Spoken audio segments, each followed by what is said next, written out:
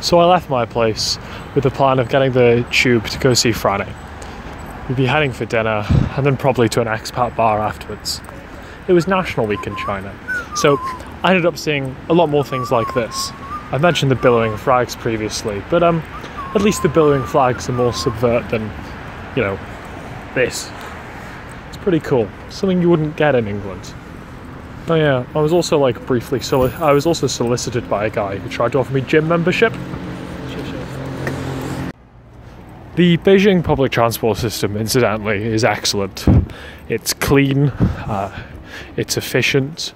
I mean, maybe it runs on time. I mean, it probably runs on time, but if there is a timetable, it exists in Mandarin, which is unlike most of the system, which is in English, or at least has English as well.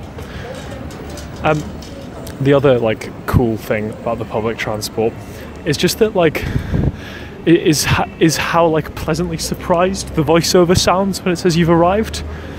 Like it says, you know, instead of like we have arrived, so I passed the agricultural centre, and instead of saying we have arrived at the agricultural centre, it says we have arrived at the agricultural centre already.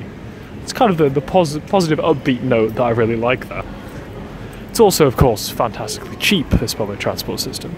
You know, Franny lives on the other side of Beijing. It takes, what, 50 minutes one way to get there? I'm very happy with how this 50 minutes is spent. This is a good opportunity to go over some Mandarin.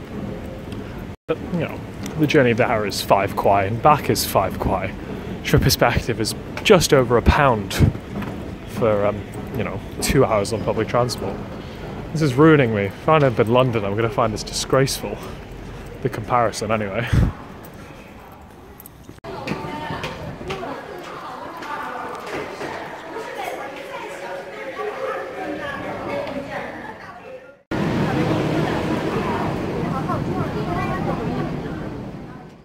Before the ticket barriers, they were playing reruns of Shaun the Sheep. Everyone walked on by like this was a perfectly normal thing to do.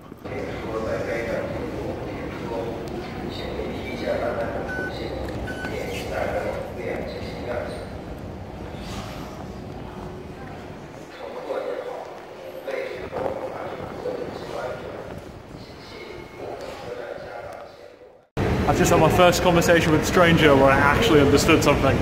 Granted, all I said was thank you, and all they said was how are you? It's alright, thanks. But still something. So far most conversations have been like, so I went out for dinner with Carl yesterday night. We went to like the local place, and the owner's like son comes over to us, and we tried to have a conversation, but like no. It just kind of didn't work because he spoke less English than I did Mandarin, which is to say very little. So kind of like both of us tried to like stammer through pronunciations. We ended up writing down both of our ages. The point turned out I was 18, he was 16, but that was kind of like the end of it. But no, that was actually the first seamless conversation I've had. Instead of just like having a phrase in, I say seamless, it was literally 2. But it was something. It's the small victories. When it's this difficult, it's the small victories. Incidentally, I'm seeing, just going to see Franny, and I'm seeing her exit F, and I'm pretty sure that the exits go from A upwards, so I've now got to try and find F, which could be fun.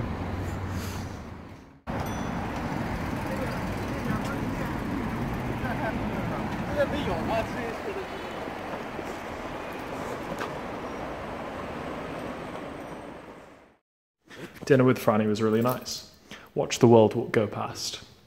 I remember thinking of something John Green had once said, that, you know, it was worth finding an Eileen, someone who did what you wanted to do, but was better than you were. And I realised that I kind of collected this sort of person while in Beijing. I was surrounded by a fantastic network of people who were doing the things I wanted to do, and were doing it better than I ever could have hoped to. All of them were also lovely, which definitely helped. The good thing about expats is you got to be a certain sort of crazy to move to the other end of the world, so we all end up getting on. It was a good dinner and a good night. The alcohol was cheap.